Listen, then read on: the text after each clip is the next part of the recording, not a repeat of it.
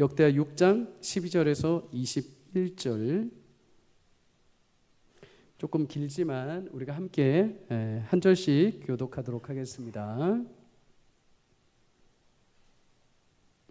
솔로몬이 여호와의 제단 앞에서 이스라엘 모든 회중과 마주서서 그의 손을 펴니라. 솔로몬이 일찍이 놋으로 대를 만들었으니 길이가 5규빗이요 너비가 5규빗이요 높이가 3규빗이라. 뜰 가운데에 두었더니 그가 그 위에 서서 이스라엘의 모든 회중 앞에서 무릎을 꿇고 하늘을 향하여 손을 펴고 이르되 이스라엘의 하나님 여호와여, 천지에 주와 같은 신이 없나이다. 주께서는 온 마음으로 주의 앞에서 행하는 주의 종들에게 언약을 지키시고 은혜를 베푸시나이다. 주께서 주의 종 내 아버지 다윗에게 허락하신 말씀을 지키시되 주의 입으로 말씀하신 것을 손으로 이루심이 오늘과 같으니이다. 이스라엘의 하나님 여호와여, 주께서 주의 종 내 아버지 다윗에게 말씀하시기를 내 자손이 그들의 행위를 삼가서 내가 내 앞에서 행한 것 같이 내 율법대로 행하기만 하면 내게로부터 나서 이스라엘 왕위에 앉을 사람이 내 앞에서 끊어지지 아니하리라 하셨사오니 이제 다윗을 위하여 그 허락하신 말씀을 지키시옵소서. 그런즉 이스라엘 하나님 여호와여, 원하건대 주는 주의 종 다윗에게 하신 말씀이 확실하게 하옵소서. 하나님이 참으로 사람과 함께 땅에 계시리이까 보소서. 하늘과 하늘들의 하늘이라도 주를 용납하지 못하겠거든 하물며 내가 건축한 이 성전이오리이까. 그러나 나의 하나님 여호와여, 주의 종의 기도와 간구를 돌아보시며 주의 종이 주 앞에서 부르짖는 것과 비는 기도를 들으시옵소서. 주께서 전에 말씀하시기를 내 이름을 거기에 두리라 하신 곳 이 성전을 향하여 주의 눈이 주야로 보시오며 종이 이곳을 향하여 비는 기도를 들으시옵소서. 주의 종과 주의 백성 이스라엘이 이곳을 향하여 기도할 때에 주는 그 간구함을 들으시되 주께서 계신 곳 하늘에서 들으시고 들으시사 사하여 주옵소서. 아멘. 오늘 본문을 가지고 성전에서 드리는 기도라는 제목으로 말씀을 함께 나누도록 하겠습니다. 오늘부터는 이제 역대하 말씀입니다. 역대하 말씀. 솔로몬은 아버지 다윗의 뒤를 이어서 왕위에 오르게 됩니다. 솔로몬이 왕위에 올라서 가장 먼저 한 것은 예루살렘에 성전을 짓는 것이죠. 사실 여러분, 성전을 짓는 비전은 아버지 다윗의 꿈이었고 비전이었습니다. 다윗이 처음에 이스라엘을 통일하고 이제 왕위에 올랐을 때 자신은 화려한 궁전에 있고 하나님의 언약궤는 여전히 성막 텐트에 있는 것을 보면서 마음 아파하죠. 나는 이런 화려한 궁에 있는데 하나님의 언약궤는 저렇게 허름하고 저렇게 촌스러운 장막 안에 있다 하면서 마음에 소원하기를 하나님을 위해서 내가 성전을 지어야겠다. 그리고 그곳에 언약궤를 모셔야겠다 마음을 먹기 시작을 합니다. 그 마음을 먹고 하나님 앞에 나와서 하나님께 아뢰죠. 하나님, 제가 언약궤를 위해서 성전을 짓겠습니다. 그때 하나님께서 대답을 하십니다. 다윗아, 내가 애굽에서 이스라엘 백성들을 이끌고 나올 때부터 그리고 지금까지 내 집을 지으라고 명령한 적이 있더냐. 이스라엘 백성들을 애굽에서 내가 이끌어내었고 너를 목동에서 내가 불러 너를 이스라엘 왕으로 세우지 않았느냐. 내가 너를 왕으로 세운 만큼 너의 집을 세우고 너의 후손들을 내가 세워갈 것이다. 여러분, 하나님은 다윗이 하나님, 제가 하나님의 집을 짓겠습니다 라고 말했을 때 하나님은 거꾸로 너는 내 집을 지을 수가 없다. 오히려 내가 너의 집을 짓는 여호와 하나님이다. 이렇게 말씀을 해주셨습니다. 여러분, 그렇죠. 다윗이 하나님의 집을 지을 수 없습니다. 다윗이 하나님의 미래를 이끌어갈 수 없습니다. 하나님만이 다윗을 이끌어 가시는 줄 믿습니다. 우리도 마찬가지입니다. 내가 하나님을 이끌어가고 내가 하나님을 무엇인가를 위해서 하는 것 같지만 사실은 하나님이 불러내셔서 하나님이 택하셔서 하나님이 나를 그렇게 이끌어 가시는 줄 믿습니다. 그런데 하나님이 이 말씀을 이렇게 들으시고 나서 다윗에게 너는 안 돼라고 이렇게 말씀하심과 동시에 속으로는 되게 좋아하셨습니다. 역대하 6장 8절에 보면 다윗이 하나님을 위해 성전을 지으려는 마음을 좋아하셨다 이렇게 말합니다. 여러분, 자녀들에게 한 번씩은 어렸던 자녀들에게 이런 얘기를 들어보신 적이 있을 겁니다. 아빠, 내가 크면 자동차도 사주고 집도 사주고 이거 다 사줄게. 이런 말씀 들어보셨습니까? 저만 들어본 걸로. 아이들이 어렸을 때 그런 말을 합니다. 이것도 사주고 저것도 사줄게. 저는 벌써 그래서 아이들한테 집 한 채, 자동차 한 대 이미 다 예약 받았습니다. 물론 철 모른 어린 시절에 하는 말이죠. 나중에 크면 그 기억도 못할 겁니다. 그런데 부모는 그 말을 듣고 즐거워합니다. 정말 이 아이들이 그걸 기억하고 나중에 사줄 거라는 기대감 때문에 즐거워하는 것이 아니라 이 아이들이 부모를 그렇게 생각했다는 자체가 그냥 즐거운 겁니다. 기쁜 거죠. 여러분, 하나님은 모든 만물을 창조하신 분이십니다. 하나님에게 성전 하나 그거 지어드린들 그 성전이 하나님께 무슨 기쁨이 되고 하나님 앞에 그 성전을 어떻게 하나님을 거기에 가둬둘 수 있겠습니까? 그럼에도 하나님은 마음에 다윗이 그렇게 소원을 품은 거를 기뻐하셨습니다. 그리고 놀랍죠? 다윗의 그 소원함을 하나님이 이루시도록 재료를 준비하게 하시고 솔로몬을 통해서 성전을 완공하게 하십니다. 여러분, 다윗이 하나님을 향한 소원, 마음의 소원을 품고 주께 드렸을 때 하나님 그것을 하나님의 계획으로 세우시고 하나님의 역사로 완성하셨습니다. 하나님은 일을 행하실 때, 하나님의 일을 행하실 때 하나님이 혼자서 막 끌어가시는 게 아니라 하나님의 사람들 안에 하나님의 마음에 하나님을 향한 소원을 주시고 그 마음의 소원을 이루게 하십니다. 아이를 낳지 못하던 한나가 원통한 마음을 가지고 하나님 앞에 나와서 기도를 하는 장면이 있죠. 하나님, 왜 저를 아이를 못 낳게 하십니까? 어찌하여 두 번째에 보이는 저 분인나는 아이를 낳고 나를 이렇게 조롱하는데 왜 저한테 이런 비난을 받게 하십니까? 저를 왜 이 현실 가운데 몰아넣습니까? 하나님 앞에 앉아서 탄식을 합니다. 눈물을 흘리면서 기도를 하죠. 근데 기도를 하다가 하나님의 마음을 알게 됩니다. 한나야, 마음이 그렇게 아프냐? 자식이 없어서 그렇게 힘드냐? 나도 그렇단다. 이 백성을 내가 이렇게 애굽에서 끌어내었는데 가나안에 들여왔는데도 불구하고 여전히 내 마음을 따라서 나를 경외하는 자가 하나도 없다. 내 마음이 너무나 아프다. 한나가 기도하면서 하나님의 마음과 동하기 시작을 합니다. 하나님의 마음을 알기 시작을 하죠. 그래서 기도의 제목이 조금 바뀝니다. 하나님, 저에게 자식을 주신다면 하나님 그의 평생을 여호와 하나님께 드려서 하나님 이 어둠의 시대에 하나님이 그토록 바라시는 빛과 같이 쓰임받을 만한 한 사람으로 제가 하나님께 바치겠습니다. 한나의 작은 소원함을 하나님이 기뻐 받으십니다. 그리고 그를 통해서 이스라엘의 암흑기와 같았던 그 사사 시대에 귀한 사사로 제사장으로 선지자로 사명을 감당한 아들 사무엘이 태어나게 하신 것이죠. 빌립보서 2장 13절에 이렇게 말합니다. 함께 읽습니다. 시작. 너희 안에서 행하시는 이는 하나님이시니 자기의 기쁘신 뜻을 위하여 너희에게 소원을 두고 행하시는 분이시다. 아멘. 사랑하는 여러분, 하나님 먼저 마음에 주를 향한 소원과 비전을 품는 자들을 통해서 일하십니다. 여러분과 제 안에 하나님을 향한 소원과 비전이 먼저 심겨지기를 주의 이름으로 축복합니다. 내 뜻 이루어주십시오, 내 마음 이루어주십시오가 아니라 하나님 나를 구원하셨는데 하나님이 내 인생 방황하다가 나를 만나주시고 나를 사랑하셔서 우리 가족과 자녀들을 구원해 주셨는데 하나님 위해서 무엇을 할까요? 하나님이시는 선한 마음과 소원이 있을 때 하나님 그 마음을 기뻐하시고 하나님의 그 마음을 하나님의 계획으로 삼으시고 역사하시는 축복이 여러분의 삶 가운데 임하기를 주의 이름으로 소망합니다. 여러분, 솔로몬은 하나님의 명령을 따라서 7년 6개월 동안 성전을 완공합니다.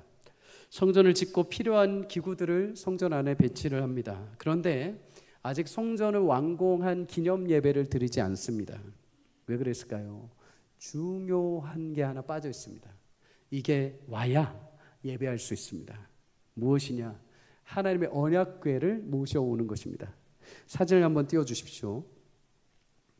하나님은 이스라엘 백성들에게 언약궤를 만들라고 하시죠. 광야에서부터 만들었습니다. 광야에서부터 나무로 언약궤를 만들 겉을 금으로 싸서 아래 보시면은 저게 언약궤, 큰 대형 바구니와 같은 큰 박스와 같은 겁니다. 위에 속죄소라고 해가지고 천사의 모형을 하고 있는 두 천사의 날개, 그룹이라고 하죠. 이렇게 덮고 있습니다. 하나님은 저 위에서 성막 안에 저 위에서 구름으로 임재하셔서 이스라엘 백성들과 항상 만나 주셨습니다. 그런데 광야에서 생활을 할 때 저 언약궤 안에 세 가지 물건이 들어 있었습니다. 그게 무엇이냐? 히브리서 9장 4절에 보면 사진에 나와 있는 것처럼 아론의 쌍난 지팡이, 그리고 만나를 담은 금 항아리, 그리고 하나님의 십계명 약속이 담긴 언약궤 두 돌판이 저렇게 담겨 있었습니다. 그런데 여러분 역대하 5장 10절에 보면 솔로몬이 이제 저 언약궤를 성전 안에 모셔옵니다. 근데 모셔올 때 저 안에 딱 하나밖에 남지 않았습니다. 하나님의 약속이 담긴 언약궤 두 돌판만 언약궤 안에 담겨 있는 채로 성전에 들어오게 되죠. 여러분 무슨 의미가 있을까요? 사진 내려주셔도 됩니다. 여러분 우리는 살면서 먹는 만나의 기적을 경험하기도 합니다. 때로는 아론의 쌍난 지팡이와 같은 신비한 하나님의 역사와 기적들을 체험해 보기도 했습니다. 근데 시간이 지나면 여러분 그런 기적과 그런 맛이 어떻게 될까요? 금방 잊혀집니다. 하나님 제가 배고파요. 하나님 저 이거 필요해요 했는데 하나님께서 채우셨던 그 은혜들. 때로는 하나님 이거 병이 나야 돼요. 하나님 이거 지금 이루셔야 돼요 했는데 하나님께서 마치 아론의 쌍난 지팡이와 같이 아무것도 할 수 없는 그 존재에 싹이 나는 것처럼 하나님의 기적을 경험했던 일들이 있습니다. 그런데 시간이 지나면서 어떻게 됩니까? 흐릿해집니다. 그런 기적들은 사실 우리를 구원의 길로 이끌 수 없습니다.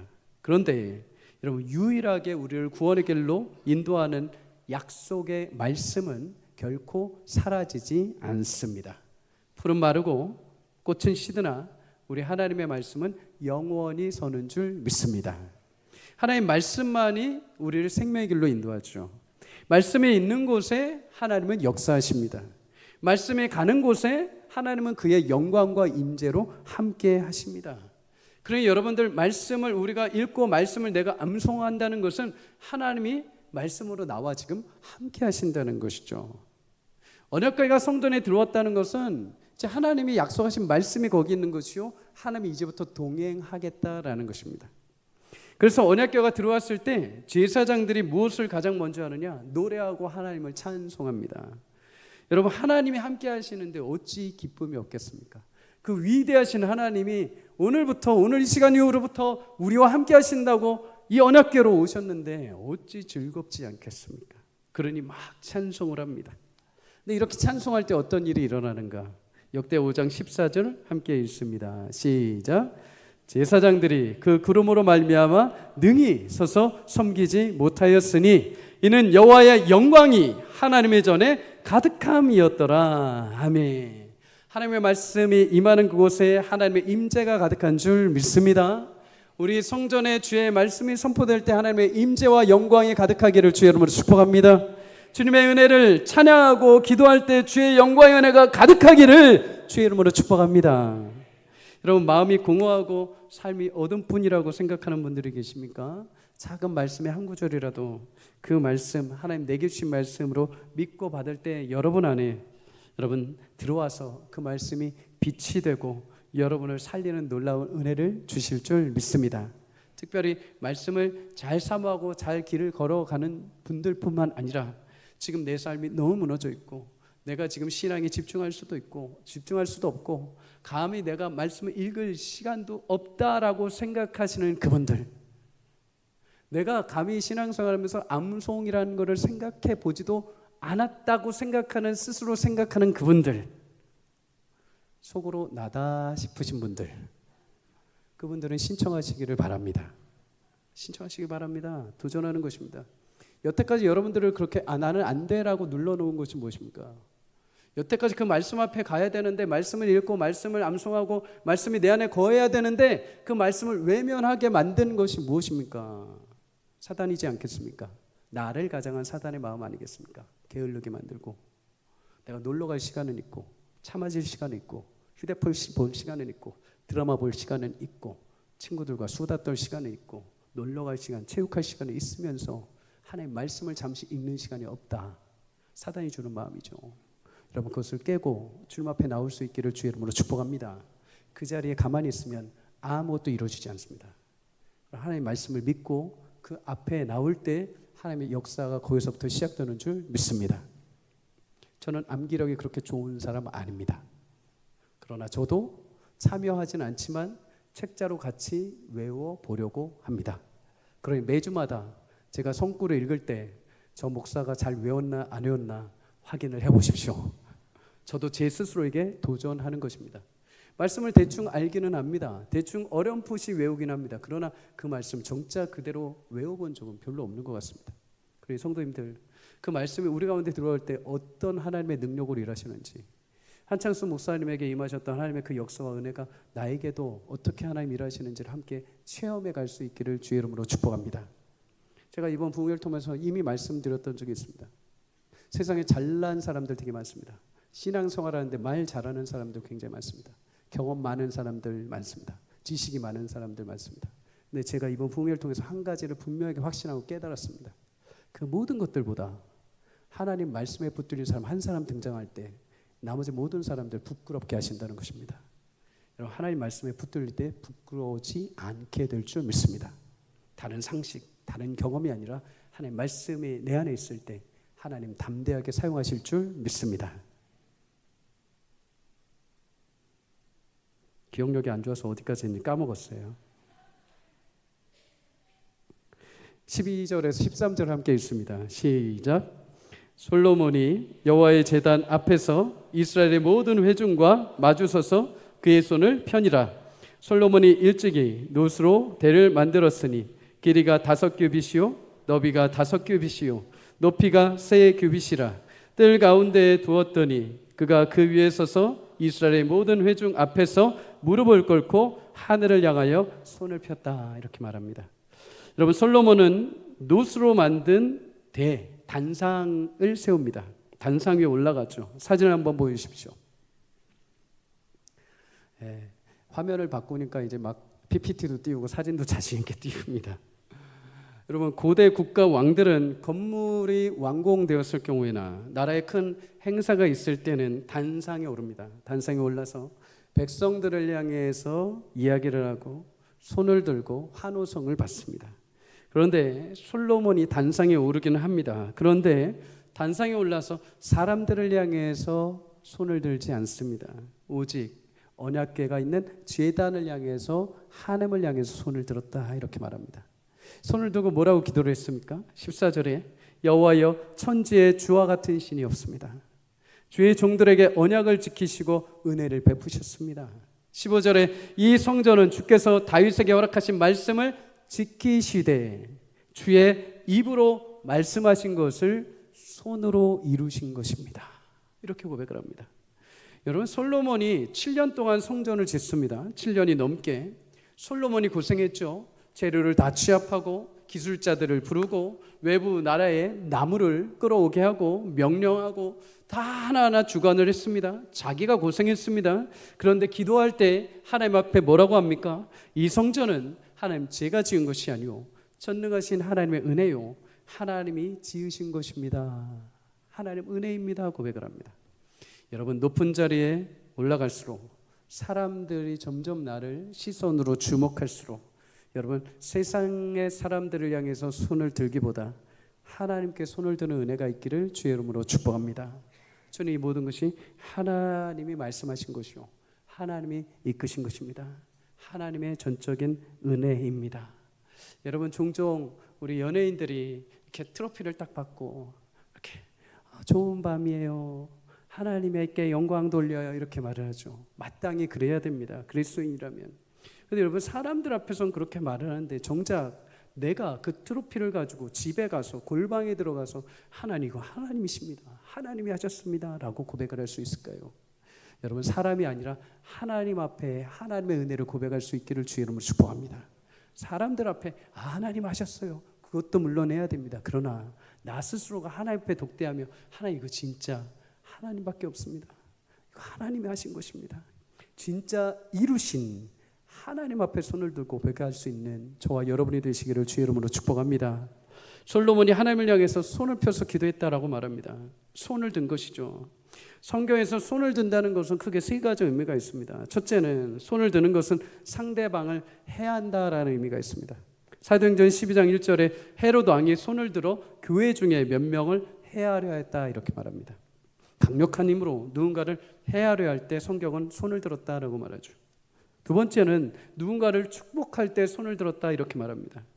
누가복음 24장 50절에 예수께서 베다니 앞까지 나가서 손을 들어 그들을 축복하였다 이렇게 말씀하십니다. 사랑하는 여러분, 우리 손이 누군가를 향해서 해하는 손이 아니라 누군가를 향해서 축복하는 손이 되시기를 주의 이름으로 축복합니다. 세 번째로 손을 든다는 것은 나의 생애를 상대방, 당신에게 맡긴다라는 의미입니다. 시편 63편 4절에 보면 나의 평생의 주를 송축하며 주의 이름으로 말미암아 나의 손을 들겠습니다. 내 평생토록 주께서 주의 이름을 두신 내 인생 가운데 함께 하심을 믿고 내가 주님 앞에 전적으로 내 삶을 의지합니다 라는 것이죠. 전쟁할 때 여러분 전세가 불리해지면은 이제 적드문에서 흰 깃발을 들고 항복을 요청해 오죠. 항복할 때 손바닥을 듭니다. 무엇일까요? 나에게는 무기가 없습니다. 당신하고 싸울 의도가 전혀 없습니다. 내 생명은 당신 손에 달려 있습니다 라고 손 들고 나오는 것입니다. 우리가 손을 들고 주님 앞에 찬양하고 기도하는 것은 하나님 내 생명이 주님 손에 달려 있습니다, 주님이 나의 주인이십니다 라고 고백하는 것이죠. 찬송할 때 기도할 때 손을 드는 거 그냥 괜히 퍼포먼스 하는 것이 아닙니다. 쇼하는 것이 아닙니다. 그냥 손 들라고 하는 것이 아니죠. 우리 인생의 주인이 하나님이시라면 그 하나님께 손을 드는 것이 마땅합니다. 내 인생의 주권자가 하나님이시라면 그 하나님께 손을 드는 것이 마땅합니다. 내 삶을 주관하시는 분이 하나님이시라면 내 손을 전적으로 드는 것이 마땅한 것이죠. 내 전 인생을 드려도 내 인생의 모든 영광을 드려도 아깝지 않은 분이 하나님이라면 하나님 영광 받아 주십시오 하고 손드는 것이 마땅한 것이죠. 여러분 그렇게 기도하는 하나님 앞에 손을 들고 설 때 하나님 그 손을 붙잡아 주시는 줄 믿습니다. 기도는 내가 움켜줬던 손을 하나님 앞에 피는 것입니다. 하나님 더 이상 제가 할 수 있는 것이 없습니다. 하나님 제가 더 이상 할 수가 없습니다. 지쳐 있습니다. 그러나 주님 포기하지 않고 하나님께 손을 내밉니다. 하나님께서 그 손을 잡아주실 줄 믿습니다. 그리고 여러분 마음껏 주님 앞에 손 들고 찬양하고 마음껏 주님 앞에 기도하십시오. 다른 사람 신경 쓰지 마시고 내가 하나님 앞에 드리는 건데 왜 신경을 쓰십니까? 내가 하나님 앞에 신앙을 고백하는 건데 왜 신경을 쓰십니까? 여러분 자녀들이 여러분 길거리에서 이렇게 와가지고 여러분한테 안기려고 하는데 자꾸만 쭈뼛쭈뼛 이렇게 자꾸 주위를 봅니다. 아들아 너 뭐하냐? 지금 안겨도 되는 분위기인지 살펴보려고요. 제가 안기면 혹시 주변 사람들이 싫어할까 봐요. 그러지 마십시오. 내 아버지인데 왜 그렇게 눈치를 보고 있습니까? 하나님 앞에 손들고 마음껏 찬양하고 마음껏 기도하고 하나님의 영광을 마음껏 경외하며 올려드리기를 주의 이름으로 축복합니다. 시편 134편 2절은 말합니다. 성소를 향하여 너희 손을 들고 여호와를 송축하라. 아멘. 여러분 손을 들고 주님 앞에 찬양하고 기도하는 놀라운 은혜가 있기를 주의 이름으로 축복합니다. 또 한 가지 모습이 있습니다. 13절 하반절에 무릎을 꿇고 하늘을 향해 손을 들었다라고 말합니다. 여러분 솔로몬은 당대 가장 강력한 왕권을 가졌던 왕입니다. 왕은 사람 앞에 백성 앞에 결코 무릎 꿇지 않습니다. 심지어 적에게 붙들려도 결코 무릎 꿇지 않습니다. 그런데 솔로몬이 오늘 무릎을 꿇습니다. 누구 앞에서요? 하나님 앞에서 꿇습니다. 하나님이 진짜 왕이시오, 이 나라의 주인이시오, 나는 그분의 종이다 라고 고백을 하는 것이죠. 여러분 보이십니까? 처음에 솔로몬이 하나님 앞에 섰을 때 2절에 보면 그냥 손만 들었습니다. 내가 왕인데 이 정도면 되지, 내가 왕인데 이렇게 고백만 해도 되지 라고 처음에 손만 들었습니다. 그런데 놀랍죠. 1절이 지나기도 전에 솔로몬이 어떻게 합니까? 무릎을 꿇습니다. 감히 하나님의 영광 앞에 딱 섰을 때 이건 손만 들어서는 안 될 일인 것이죠.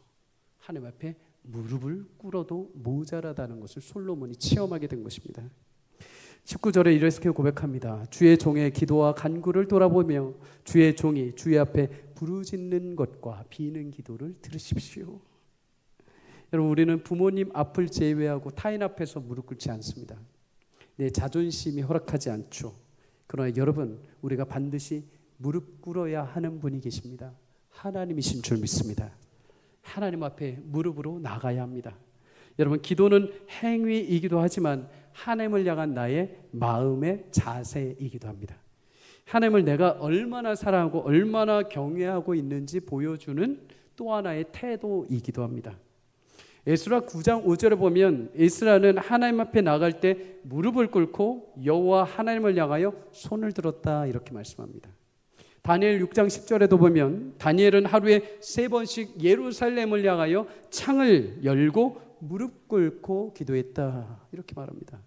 여러분, 에스라, 다니엘 최고의 학자요, 최고의 제사장이요, 최고의 선지자들입니다. 여러분, 이들을 감히 범접할 수 있는 사람이 없죠. 그런데 이들조차도 하나님 앞에 어떻게 합니까? 무릎으로 나아갑니다. 예수님도 누가복음 22장 41절에 제자들과 함께 마지막으로 감람산에 올라 기도하실 때 하나님 앞에 무릎을 꿇고 기도하였다 말씀합니다. 어린 시절에 수련회 가면 지금처럼 막 이렇게 좋은 시설이 있지 않죠. 막 에어컨 나오고 막 강단 조명 있고 막 의자에 앉아서 하지 않죠. 저 산속에 어디 큰 대형 텐트 하나 쳐놓고 여기다 이러면 이제 애들은 막 난리가 나죠. 여기서 어떻게 해요? 근데 그때 그 집회의 저녁은 정말 뜨거웠던 것 같습니다.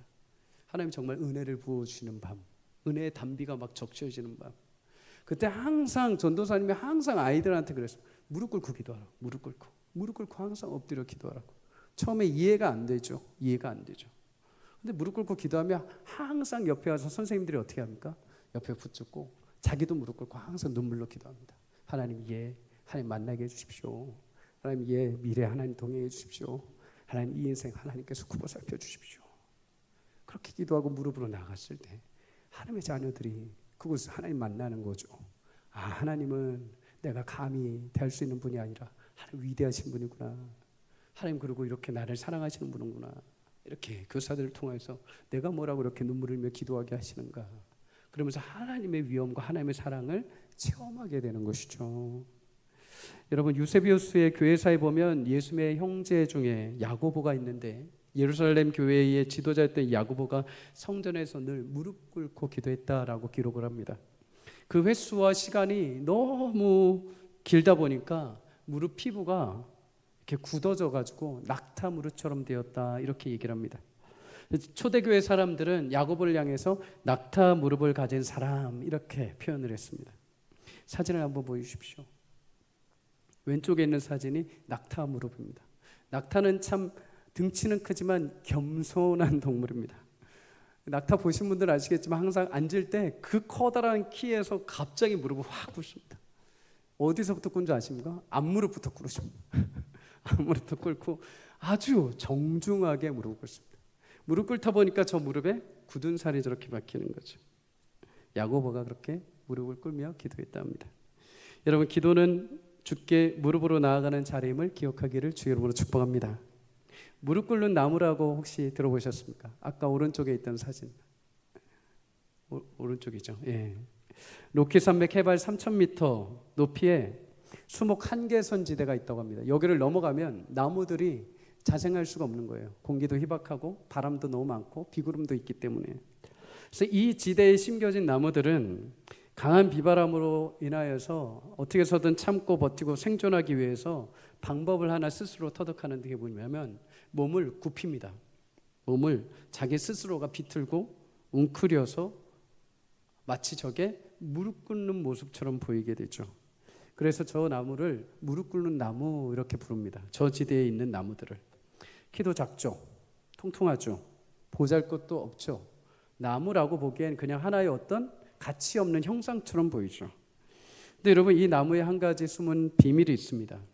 그 인내하고 비바람을 견디다 보니까 나무 자체가 굉장히 공명이 잘 울리는 것입니다. 나무 자체가 소리가 잘 울리는 겁니다. 그래서 장인들, 바이올린을 만드는 명품 장인들이 가장 선호하고 가장 좋아하는 소재가 바로 저 나무라고 합니다. 저 나무를 갖다가 만들면 바이올린이 비싸게, 고가의 비싼 바이올린이 되는 것이죠.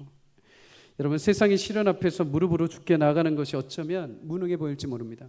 세상 사람들을 말할 수 있습니다. 지금 그게 기도해야 되냐? 지금 이 현실인데 지금 기도가 무슨 의미가 있냐 하면서 무릎으로 나아가는 자들을 허탄하게 초라하게 만들 때가 있습니다. 그런데 여러분, 세상의 매서운 바람과 눈보라의 현실 속에서도 먼저 주님 앞에 무릎으로 나갈 때 하나님이 그 인생을 돌보시고 그 인생 마침내 아름다운 연주가 울려 퍼지는 인생이 되게 하실 줄 믿습니다. 여러분, 하나님은 무릎으로 나오는 그리스도의 삶을 풍성하게 만드시고 아름답게 채워주십니다. 기도의 자리를 가장 귀하고 소중하게 여기기를 주의 이름으로 축복합니다. 주님, 오늘도 무릎으로 사는 그리스도인의 삶을 기억하시고 언제나 놀라운 체험을 베풀어 주실 것입니다. 그러니 여러분들 성전을 지나갈 때마다 항상 이 성전을 사모하고 나와서 함께 기도할 수 있기를 주의 이름으로 축복합니다. 솔로몬은 그렇게 주의 위대하심을 고백하며 성전을 지으신 분이 여호와 하나님이라고 고백을 합니다. 그런데 여러분, 성전을 그렇게 화려하고 웅장하게 지었음에도 솔로몬 마음에 한 가지 질문이 생깁니다. 솔로몬은 지혜가 충만했던 왕입니다. 처음에 왕으로 딱 등극했을 때 가장 먼저 그가 하나님 앞에 1000번째 제사를 드리면서 요청한 것이 뭐냐면, 하나님 지혜를 주십시오. 듣는 마음을 주십시오. 이 백성들을 제가 어떻게 판단하겠습니까? 하나님 그래서 지혜를 부어주십니다. 여러분, 이렇게 지혜롭고 똑똑한 솔로몬이 성전을 딱 짓습니다. 그리고 듣는 고민이 하나 있죠. 내가 이 성전을 지었든 하나님이 과연 그 무한하시고 영광스러운 하나님이 과연 이 성전에 거하실 수 있겠는가? 그래서 18절에 고백을 합니다. 내가 이렇게 성전을 지었다 하더라도 하늘과 하늘들의 하늘이라도 주를 용납할 수 없음에 어떻게 하나님이 이 성전에 거하실 수 있겠습니까? 반문을 합니다. 여러분, 하나님은 우리가 가둘 수 있는 분이 아닙니다. 우상 숭배자들이 우상을 만들어서 어떤 건물 안에 가두어 두는 것처럼 하나님을 어떤 한 건물에 가둬둘 수 없습니다. 감히 그분을 가둬댈 만한 하늘도 없습니다. 그렇다면 이 위대하신 하나님이 왜 굳이 그 작고 초라한 성전에 기도할 때 기도를 받으시고 응답하신다라고 약속을 하시는가? 역대하 6장 20절 이렇게 말씀합니다. 함께 읽습니다. 시작. 주께서 전에 말씀하시기를 내 이름을 거기에 두리라 하신 곳 이 성전을 향하여 주의 눈이 주야로 보시오며 종이 이곳을 향하여 비는 기도를 들으시옵소서. 아멘.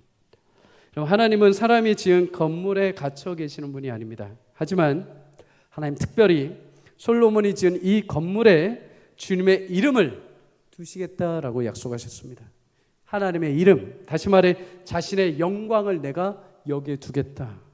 그곳에서 내가 누구라도 와서 기도한다면, 누구라도 와서 나를 찾는다면, 누구라도 와서 나에게 간구한다면 내가 그곳에 응답하고 내가 역사를 펼치겠다.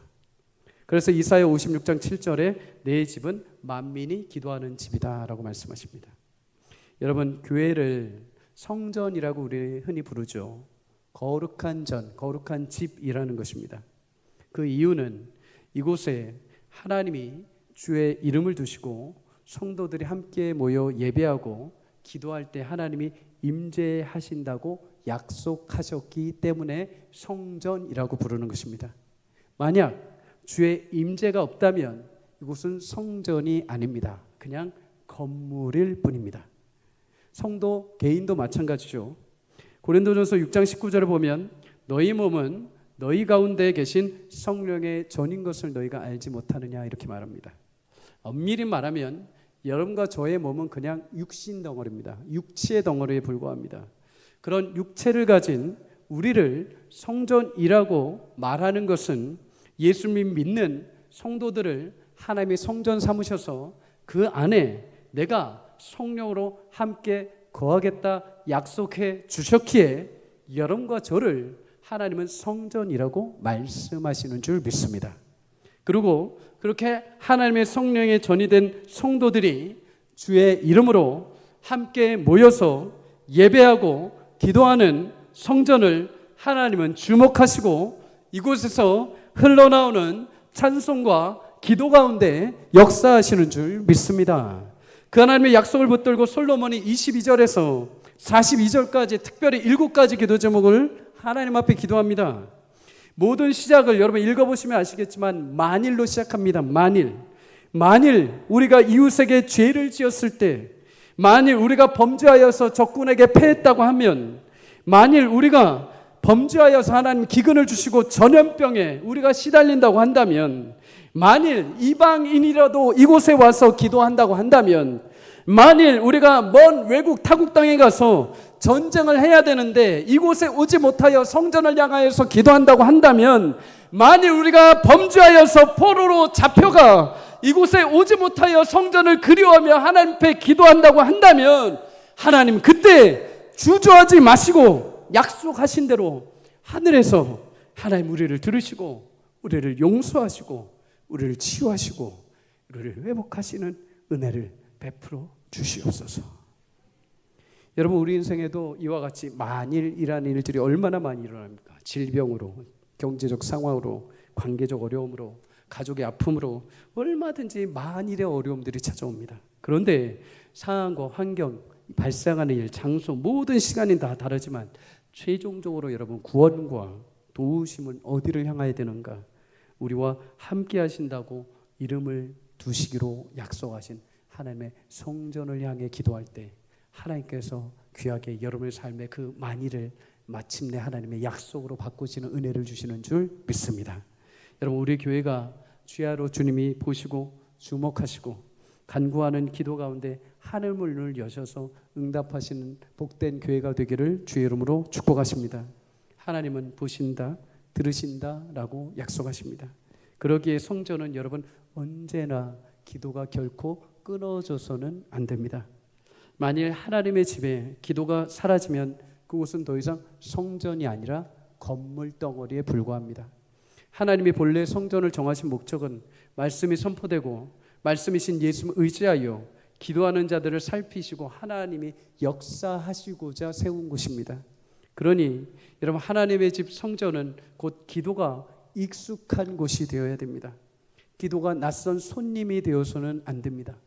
일주일에 한 번 와서 기도하려고 하니까 기도가 익숙하지 않고 기도 어떻게 했는지도 잘 모르겠고 기도가 익숙하지 않아 그냥 앉았다가만 가져오면 안 됩니다.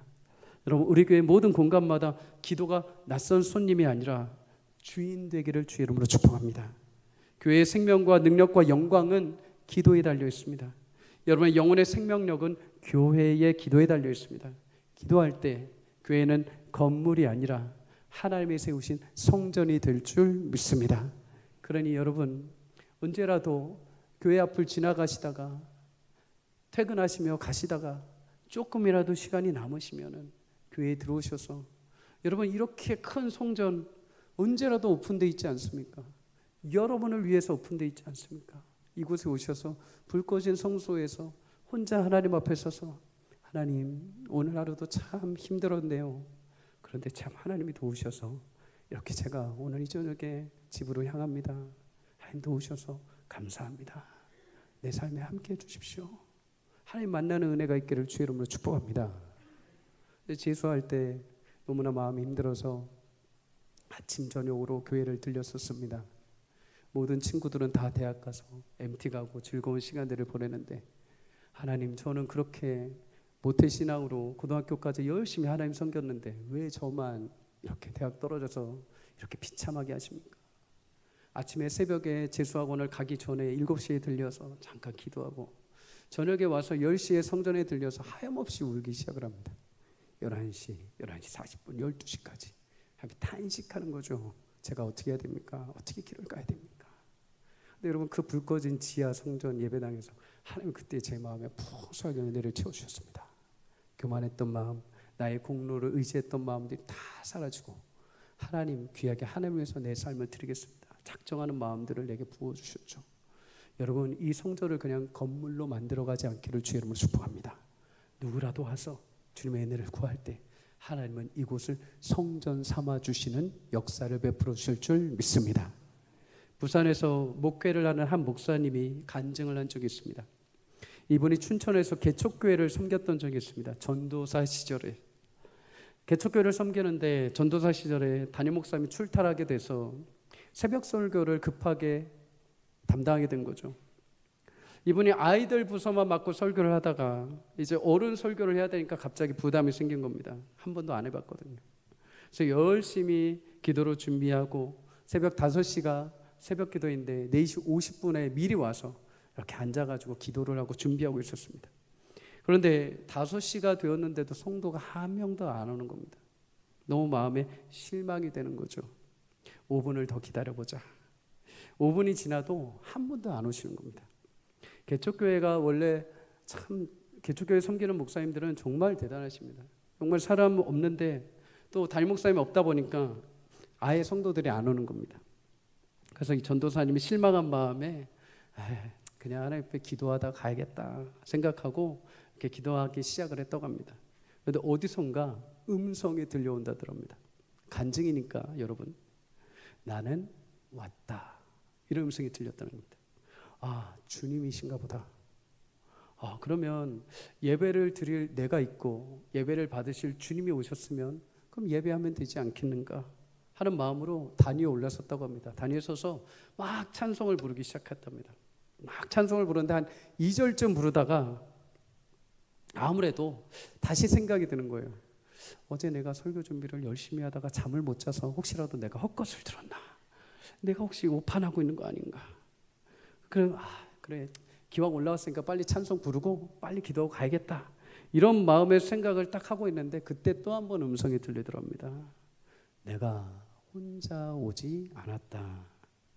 그와 동시에 이 전도사님 영안의 눈이 확 열리는데 비어있던 그 성전에 빽빽하게 천사들이 앉아있더랍니다. 천사들이.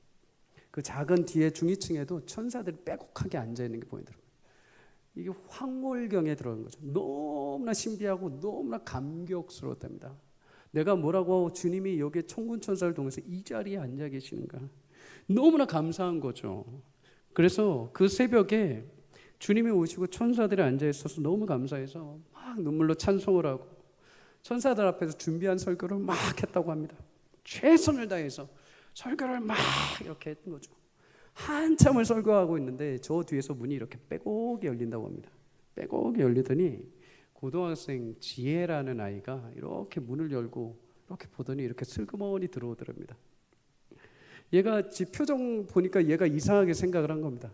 목사님, 전사님 여기 아무도 없는데 혼자서 막 찬양하고 막 소리 지르고 설교를 하고 있으니까 애가 이상하게 보는 겁니다. 이상하게 보면서 이제 전도사님 보면서 이렇게 앞으로 이렇게 나오는 거죠. 새벽에 이상하다는 표정으로 들어오는 그 여자아이를 향해서 전도사님이 이렇게 말했답니다. 지혜야, 빈자리 잘 찾아서 앉아라. 사랑하는 여러분, 주님은 그의 이름을 성전에 두시고 우리 예배를 받으시고 이 자리 가운데 함께 하시며 기도로 응답하시는 줄 믿습니다. 하나님 무릎으로 나가는 그리스도인의 삶을 풍성하게 아름답게 채워주시는 분이십니다. 왜 그토록 하나님이 교회에, 성전에 그렇게 유독 관심을 가지고 왜 그 성전을 그토록 우리 가운데 중요하게 여기라고 하실까요? 여러분, 역대하 3장에 보면은 이 솔로몬이 성전을 건축한 땅이 어딘지 나오게 됩니다. 창세기 22장에 보면은 여러분, 하나님이 사랑하시는 아브라함이 백세 이삭을 낳게 됩니다. 이삭을. 얼마나 귀합니까? 근데 하나님께서 갑자기 뜬금없이 찾아오셔서 아브라함아, 이삭을 바쳐라. 충격이죠. 충격입니다. 저에게 찾아오신다면 저는 심각하게 고민할 것 같습니다. 그런데 아브라함이 이삭을 모리아산에 데리고 갑니다. 그리고 꽁꽁 묶습니다. 칼을 들어서 죽이려고 합니다. 근데 하나님이 급하게 멈추시죠. 아브라함아, 아브라함아, 그 손을 아이에게 대지 마라. 네가 나를 얼마나 경외하는지 내가 이제 알았노라. 그래서 하나님이 아브라함의 눈을 들어서 풀 속에 뿔이 걸려있는 숫양을 하나 발견하게 하십니다. 그 숫양을 대신, 이삭 대신 바치게 하시죠. 하나님이 준비하셨다. 여호와 이레. 여러분, 이 숫양은 예수 그리스도를 예표하죠. 원래 우리가 죽고 이삭이 죽어야 되는데 대신 예수님이 어린 양처럼 죽어주신 것입니다. 그곳이 어디였습니까? 모리아산입니다. 그런데 역대하 3장 1절에 보면 솔로몬이 성전을 짓는데 어디에 성전을 짓느냐? 모리아 산에 짓습니다. 예루살렘 그 모리아 산, 아브라함을 통해서 하나님이 이삭을 준비시키고 대신에 어린 양을 주셨던 그곳 모리아 산에서 여러분 누가 죽습니까? 예수님이 십자가에서 달려 죽으십니다. 여러분 하나님의 성전을 귀하게 여기시는 이유는 이곳에 예수님의 십자가가 세워져 있기 때문입니다. 예수님의 피 묻은 그 손으로 안수받고 구원받은 하나님의 자녀들이 있기 때문이죠. 제가 예전에 한 사진을 하나 봤습니다. 무슨 사진이었느냐? 한 어머니가 자신의 자식이 교통사고로 안타깝게 숨지는 일이 있었습니다. 숨지기 전에 약간의 이렇게 의식이 있었던 거죠. 그런데 식물인간이 되고 이제 숨을 거두기 직전입니다. 엄마가 아주 중요한 결정을 합니다.